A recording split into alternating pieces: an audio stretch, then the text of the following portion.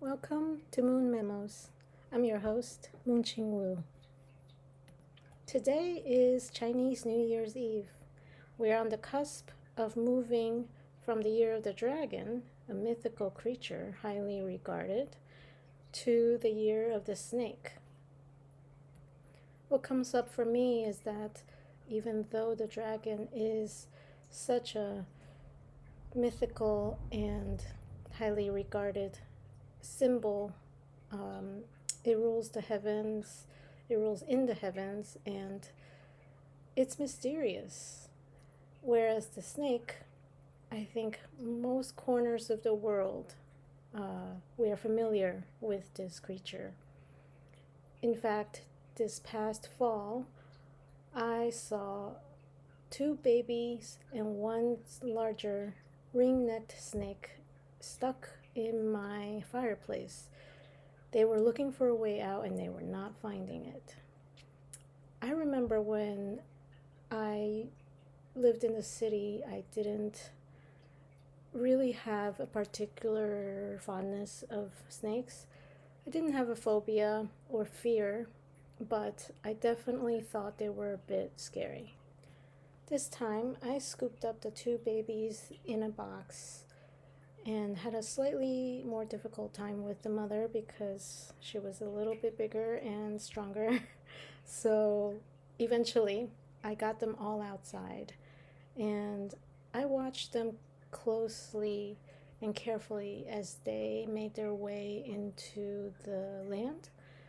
And wow, I was really surprised by the beauty of the tiny, tiny scales and the way they moved and the energy or light I saw in their eyes. I wish everyone who is listening a very happy New Year of the Snake. And now, the main story I wanted to bring you, which started in 2019 when I went down to Iquitos, Peru for an ayahuasca retreat. Recently, I went to LA to visit a friend. We registered for a Dr. Joe Dispenza retreat and a live event with Peter Crone, both of which were canceled due to the fires. And it was very disappointing, but the one joyous thing that came out of my visit is that I reunited with a friend I made during the ayahuasca retreat. We haven't spoken since 2019, but we kept in touch, and this is the first time I was with him again, and he took me walking on the beach as I requested.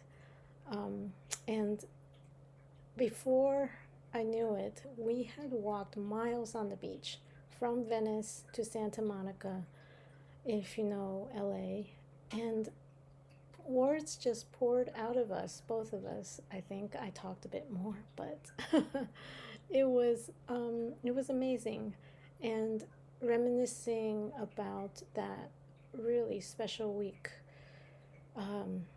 is why I intend to tell you parts of it. I was told that Mother Ayahuasca, or Grandmother Ayahuasca, as Sebastian tells me, doesn't give you what you want. She gives you what you need. I actually didn't know very much about ayahuasca or any other psychedelic. I remember reading Michael Pollan's book, How to Change Your Mind, and when I read someone saying that they had met God, well, I decided that's what I wanted. And Grandmother Ayahuasca did give me what I needed, but it was definitely not what I thought I wanted. Before the first ceremony, the shaman asked us to do a cleansing, detoxing ceremony, which was drinking a lot of water. I finished 1 liter, but it wasn't enough. I had to start on my 2nd liter before finally my body decided to purge, and that was vomiting, and I'm not sure I felt cleaner after, but this was a protocol. And that evening, we gathered in the large circular maloka, and we each took the same dose, the same amount, which was, I think, 1 shot glass. We each relaxed in our individual huts before the ceremony, the first ceremony. And I remember thinking that I'm not going to set any kind of intention because I don't want to influence what was going to be given to me. I had somehow equated intention to expectation, which is not the same, but naive me thought, let me not influence any of it. Let me just experience this. And so after the sunset, about 7 o'clock, we were called to the large circular maloka and began the first ceremony. We each received the same dose, and the shaman explained that after he sings to the group, he will be singing to each of us individually. We were given mats to lie down on, and blankets and pillow, and we were situated in a radiating configuration like petals of a daisy. Soon he began to sing after everyone received their dose, and I started to purge quite quickly. And I could not understand how I kept purging. I just kept throwing up. It was awful. After 2 hours, I really was mystified. There can't possibly be anything else left inside, but my stomach churned and it just kept happening. I consider myself a visual-oriented person because I am a visual artist, and I thought that was my keenest sense.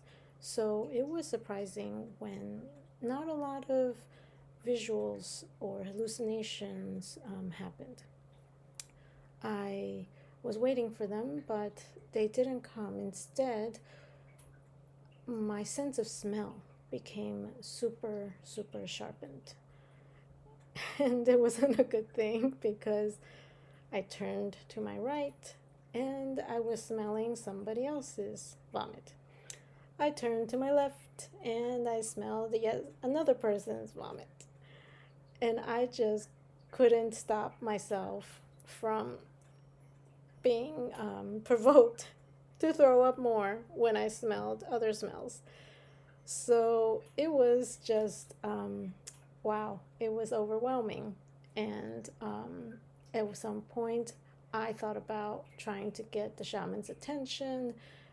I needed help, but it was in pitch darkness. He had blown out the candle even, and I was too weak to get up. So I just stayed there, and even though I knew I wasn't actually dying, in a sense, I felt like I was dying. And somehow, when the shaman came around to sing to me, I was already calming down a bit, but when he started singing, that triggered everything again.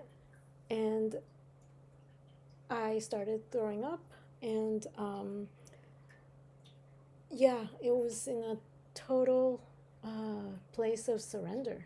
I don't think I've ever really experienced that before. I never really thought that giving up control was a good thing. But this time I had no choice. It just was completely out of my control, and I had to just breathe. I had to tolerate it, and what I thought I was doing was surviving. So after 4 or perhaps 5 hours, the shaman closed the ceremony, and I could barely get up. I had to ask one of the helpers to help me walk back to my hut.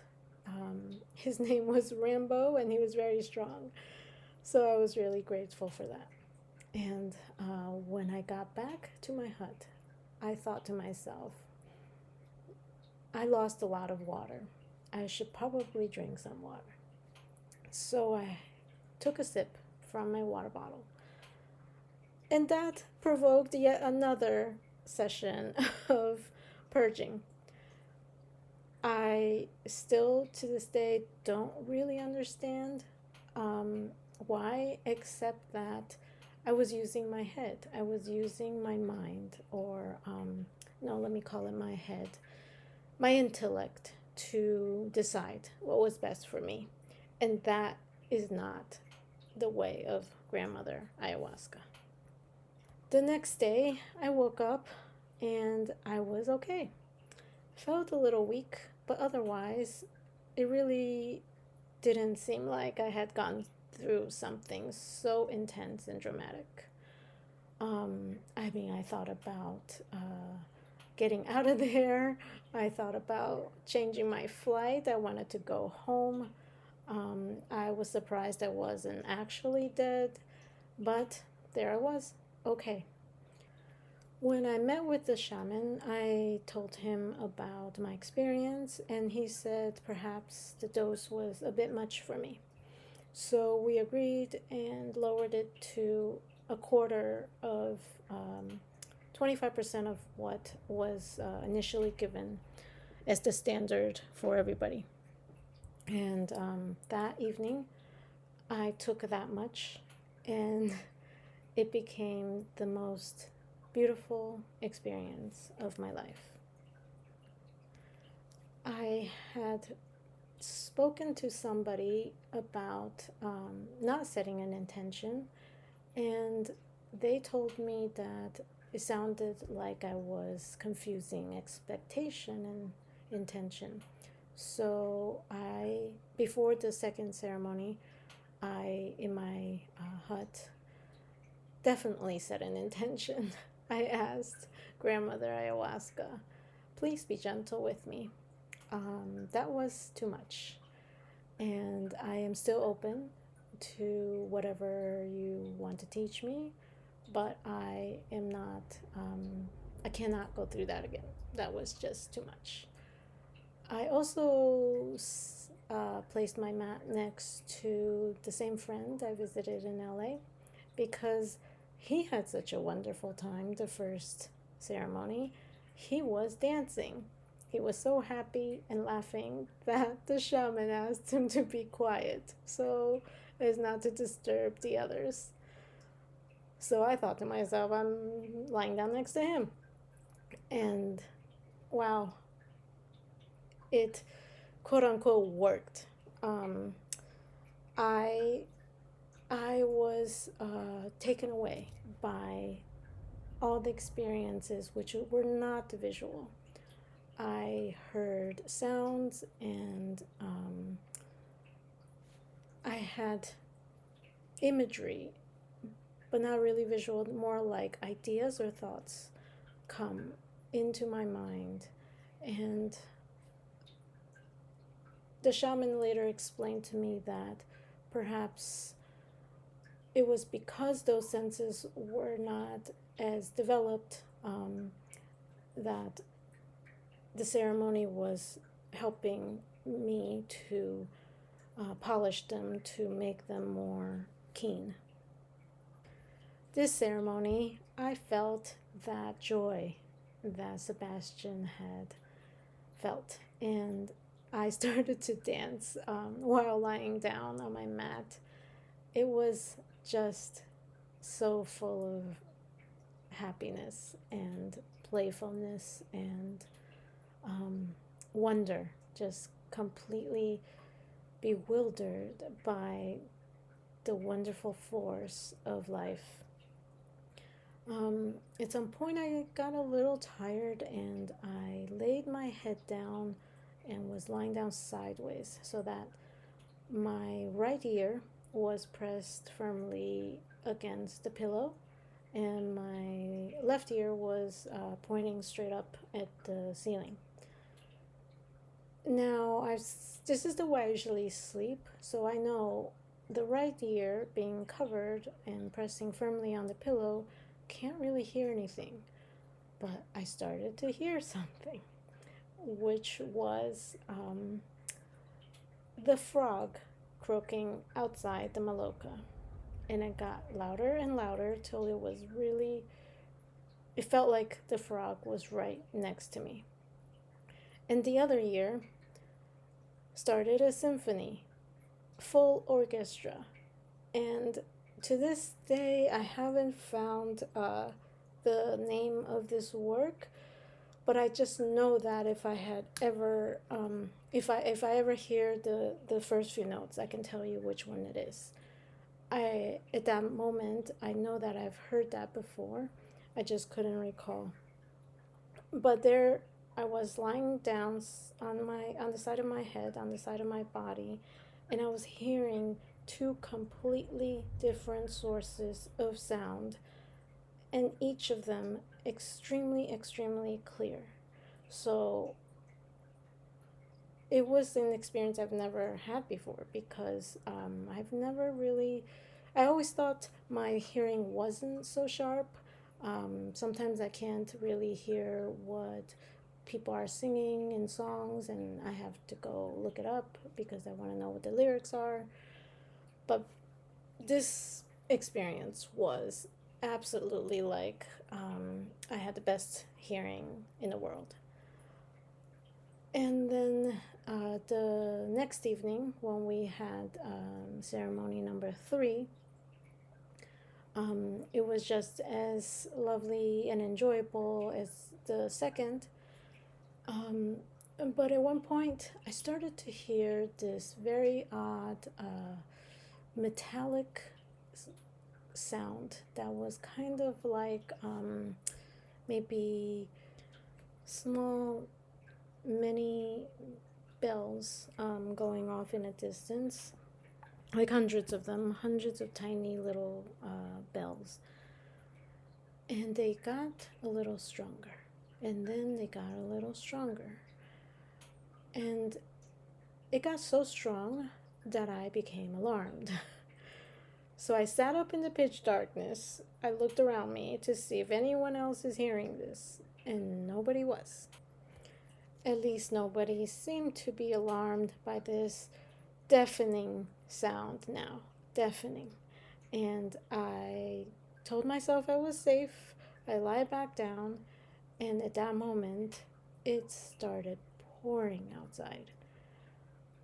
The rain was so loud, I realized that what I heard was the raindrops forming in the sky above. I heard rain form. That's what it sounds like. The next day, we had a break. The shaman said, if anybody wants to have a last ceremony, it was going to be done not as a group, but those of us who wanted it. He would come to our huts individually and do a small individual ceremony with a shorter song, and that would be the format.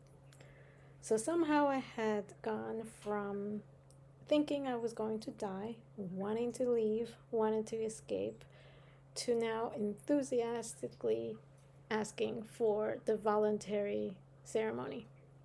I was really excited about it. Finally, the day came. I was very excited about this last one. In the morning, the shaman came and performed a much shorter version of the group ceremony and left. I waited a bit. I was lying down in my bed, and it seemed to take a lot longer to have any effect. So I was beginning to question, maybe the daylight was distracting me or the sounds. Then suddenly it kicked in. I It was very intense, and I felt like my brain was melting out of the back of my skull. I know it wasn't, but again, it was very real, and I was alarmed. So I kind of carefully walked to the door and flagged down the first person who was there to come and sit with me, which he did for a little bit. And I asked him if he saw anybody else pass by, if he could ask them to switch places with him. And of course, nothing is a coincidence. Sebastian and another young lady passed by, and they came in and they held my hand, and they made me feel safe while I was feeling extremely unsafe. But they definitely calmed me down. Their beautiful energy was just what I needed. So they left, and I was lying down in my bed, kind of hoping that this ceremony would end soon. Suddenly, it was like my awareness, my consciousness totally changed. And it's hard for me to put into words because it wasn't visual and it wasn't sound or smell, but almost like an idea or just an experience that that there was no more me, that I had somehow I'm no longer in this body, and my body turned into a million billion black little balls, kind of like shots, but black colored. And they separated from each other, and they rolled down the sides of the mattress down to the floor, where there's large gaps in the wood slats, and they rolled through the gaps down to the ground, down to the dirt, and they kept rolling in every direction, all the way past the horizon. And what I understood very clearly was that that was me integrating with the world. And after I returned home, I kind of deciphered this as, or maybe interpreted this as, I had heard this many times in different kind of teachings from different teachers in different ways, that we are all connected. And that was the explanation or the illustration or the manifestation of that. That was me experiencing with the most visceral experience possible, that I wasn't confined by this body. I wasn't even confined in a soul or in a field of energy or even as a mind. It was those little balls showed me that I'm actually everywhere, as we all are. It's a kind of illusion to think of ourselves as separated from the world. And even though my ego, the idea that I had about myself was completely gone, eradicated, I was still okay. this was perhaps the most important lesson for me at that point, because up to then, up to learning about the default network membrane in our brain, I didn't understand that there was a difference between the ego or the idea of ourselves to the actual self.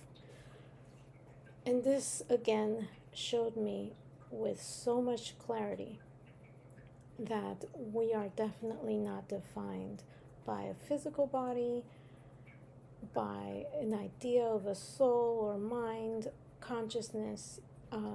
It's just more encompassing, more omnipotent. And while I can't recreate that experience whenever I want, the lesson is still with me, and there are times I get caught up and I don't remember that, but I always end up at some point, even if it's after an argument or conflict or days of feeling down, I always remember that I am not alone. I am actually part of the world as much as a wave is part of the ocean, as much as the cloud is part of the atmosphere, part of the sky. And we can't separate it. It doesn't work that way. And so the idea of us being all connected is no longer just some fancy or unattainable or woo-woo idea. It is absolutely real. It's quantum physics explained to me, shown to me, so that I experienced it. So being connected to everything, everywhere, all the time is no longer a belief or an idea or a thought. It's just a deep knowing. And here I wanted to say a little disclaimer. Grandmother Ayahuasca, as with any other teacher, calls you when you're ready. For me, it was absolutely crucial that I go to the place where the plant grows indigenously and to work with a shaman who is part of that land, that community.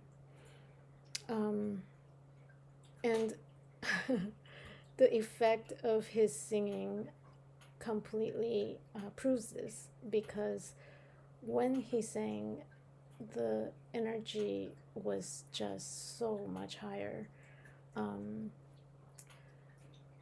In that first ceremony, when he came to me individually, I if I could have, I would have mustered up enough to tell him to go away because it was too intense.